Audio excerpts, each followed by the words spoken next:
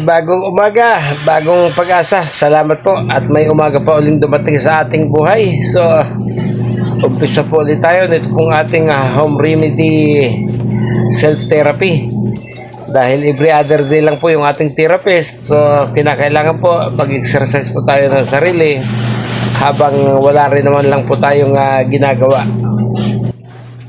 Hoy, hoy, hoy. May gagawa doon.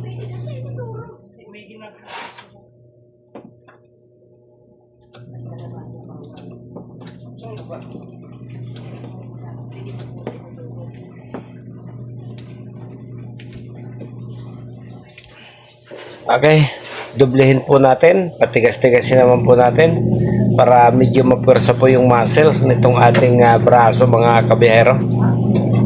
Patigas-tigasin po natin yung ating hihilahin.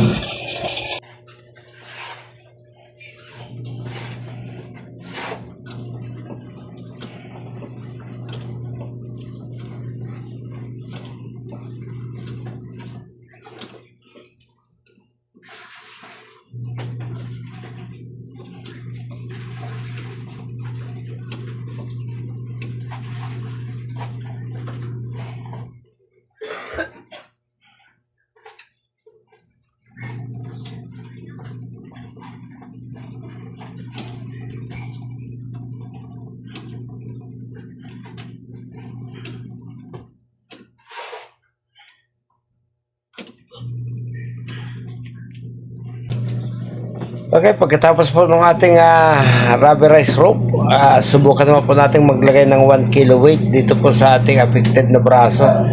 Mga ilang segundo hanggat kakayanin po natin.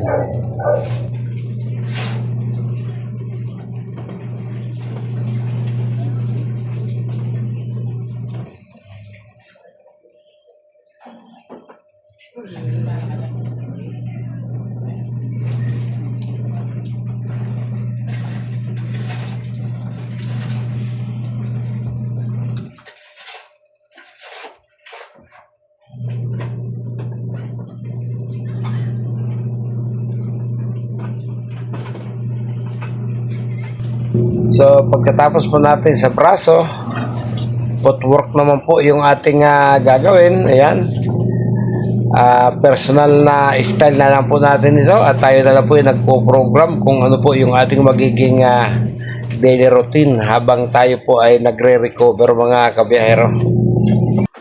So swing po natin para kahit paano po ay ma-stretch.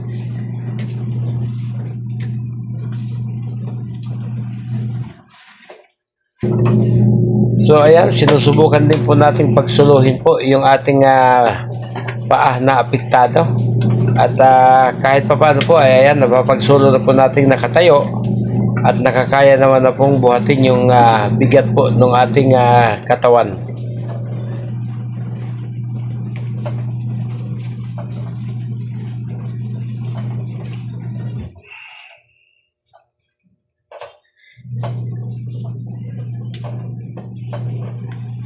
Okay, subukan din po natin yung i-bend po natin yung ating pong mga tuhod. Knee bending, hindi po low bending. Kailangan din po kasi natin na yan, lumuluhod-luhod para hindi po manatiling nakaunat po yung ating pong mga ugat.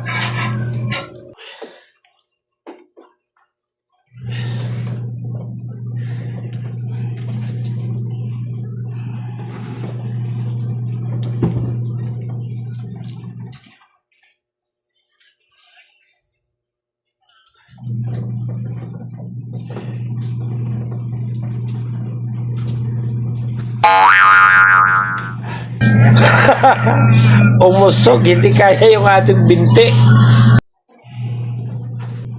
Ito, mas mabigat-bigat. Subukan naman po natin. Ito ang ating gamitin.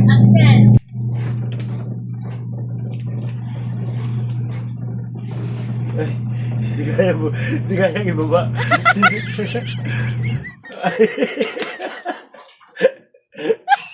Sumabit, hindi natin kayang ibaba. Yan.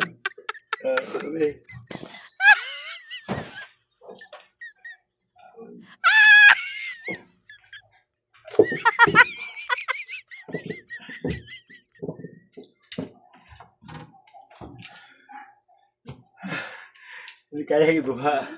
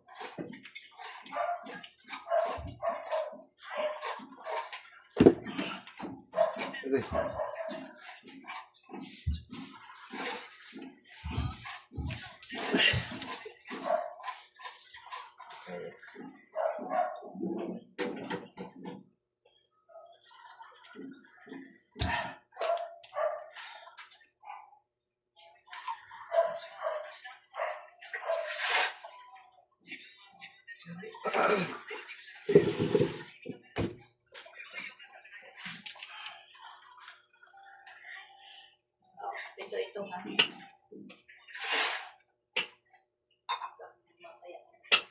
Ilang bawang yan? Dalawa. Dalawang tanda.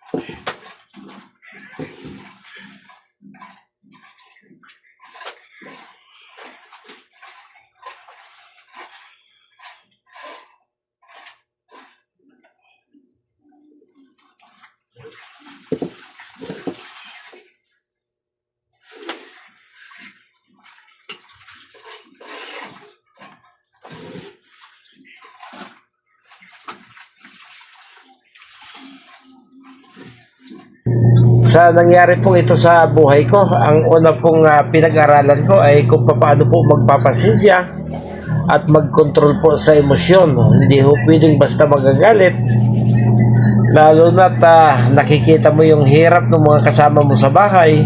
Eh kung ikaw pa po yung may ganang magalit, ganun sila po yung nahihirapan nagkaalalay sa atin, eh siyempre napakahirap po yun sa parte nila.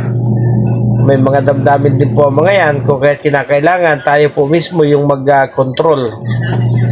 Kontrolin po natin yung galit kahit medyo napipikon po tayo, sarilinin natin, tawanan na lang po natin para mas maging light din po o magaan yung dating para sa mga kasamahan natin sa bahay. Kasi kung mawuwori po tayo, lagi tayong galit, eh siyempre mabigat din po yun para sa kanila. Yan po yung aking natutunan sa buhay na ito.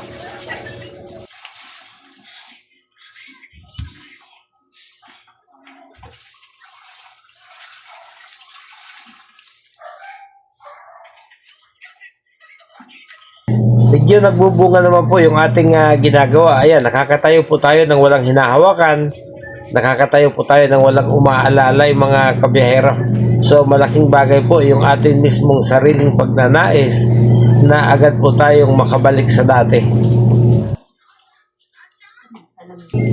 So ayan, sa kabila po na nangyari sa ating buhay, ay nakagawa na naman po tayo ng isang panibagong content para ihatid po sa inyo. So siguro hanggang dito na lang po muna ulit. At muli maraming salamat po sa patuloy po ninyong pag-alalay sa akin at pagsuporta sa akin pong mga video. Salamat!